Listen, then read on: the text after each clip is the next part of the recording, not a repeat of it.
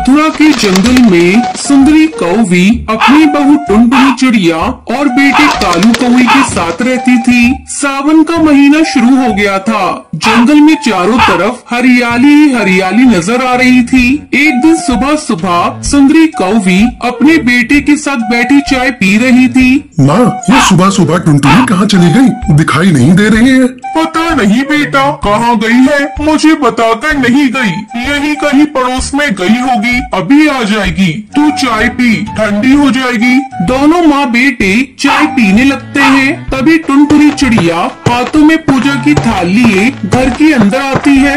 अरे बहू, इतनी सुबह सुबह तो कहाँ चली गई थी? हम दोनों चाय पर तेरे इंतजार कर रहे थे। देख, तेरी चाय ठंडी हो गई। माँ जी, आपको नहीं पता, सावन का महीना शुरू हो गया है और सावन के महीने में मैं बिना पूजा किए कुछ भी नहीं करती। इसलिए मैं सुबह सुबह मंदिर चली गई। उस समय आप लोग सो रहे थे। मैंने आप लोगों को उठाना सही नहीं समझा। ये लीजिए प्रसाद। टुनटुनी चिड़िया अपनी सास और पति को प्रसाद देती है। जा बहू, अब जाकर कालू के लिए नाश्ता बना दे, नहीं तो बिना नाश्ता किए भूखा पेट चला जाएगा। जा फिर बात करते हैं। टुनटुनी नाश्ता बनाने चली जाती है। शाम को जब कालू कौवा अपने ऑफिस से घर लौटता है तो टुनटुनी उससे कहती है, सुनो जी, इस सावन में मेरे लिए एक डाल पर झूला डाल दो, फिर मैं उस पर बैठूंगी और तुम मुझे झुलाना।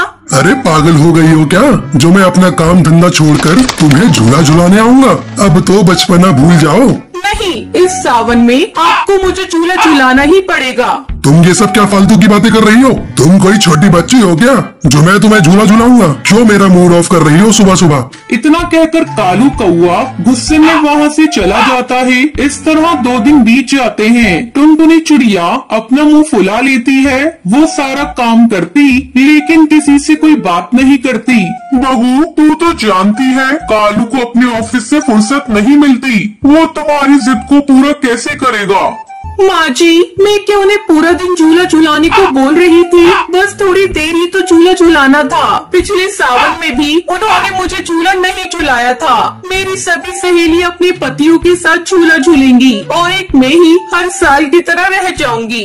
बहू, तुझे झूला ही झूलना है ना? तू ऐसा कर, पर्दे की पाइप में रस्सी बांधकर झूला लगा ले। शाम को जब कालू घर आएगा तो मैं उसे बोल दूंगी वो तुझे झूला झुला दे। वाह माँ जी, क्या आइडिया दिया है। आपके दिमाग की तो दाद देनी पड़ेगी। मैं अभी जाकर झूला लगाती हूँ। टुनटुनी चिड़िया अपने कमरे के पर्दे वाली पाइप में रस्सी डालकर अपने लिए झूला तैयार कर लेती है। चलो, झूला तो तैयार हो गया। अब मैं इस पर बैठकर देखती हूँ ठीक ठाक बना है ना। जैसे ही टुनटुनी चिड़िया झूले पर बैठती है, झूला टूट जाता है और टुनटुनी चिड़िया धड़ाम से नीचे गिर जाती है। ओए माँ, मैं गिर गई, मेरी कमर टूट गई।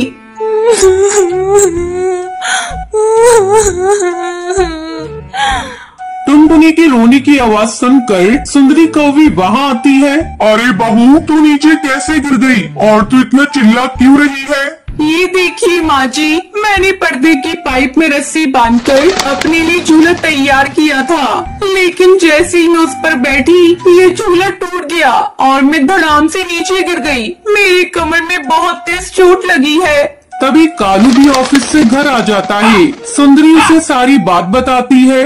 टुनटुनी, ऐसा भी कोई करता है? तुम जीती मैं हारा। तुम्हें रविवार को पार्क में झूला झुलाने ले चलूंगा, फिर तुम जितनी मर्जी उतना झूला झूलना। 2 दिन बाद रविवार था। टुनटुनी चिड़िया कालू कौवे के साथ पार्क में झूला झूलने जाती है। वहाँ नीम के पेड़ पर बहुत सारे झूले लगे हुए थे और उन पर पक्षी अपनी अपनी पत्नी को झूला झुला रहे थे। टुनटुनी चिड़िया भी एक झूले पर बैठ जाती है और कालू कौवा उसे झूला झुलाने लगता है।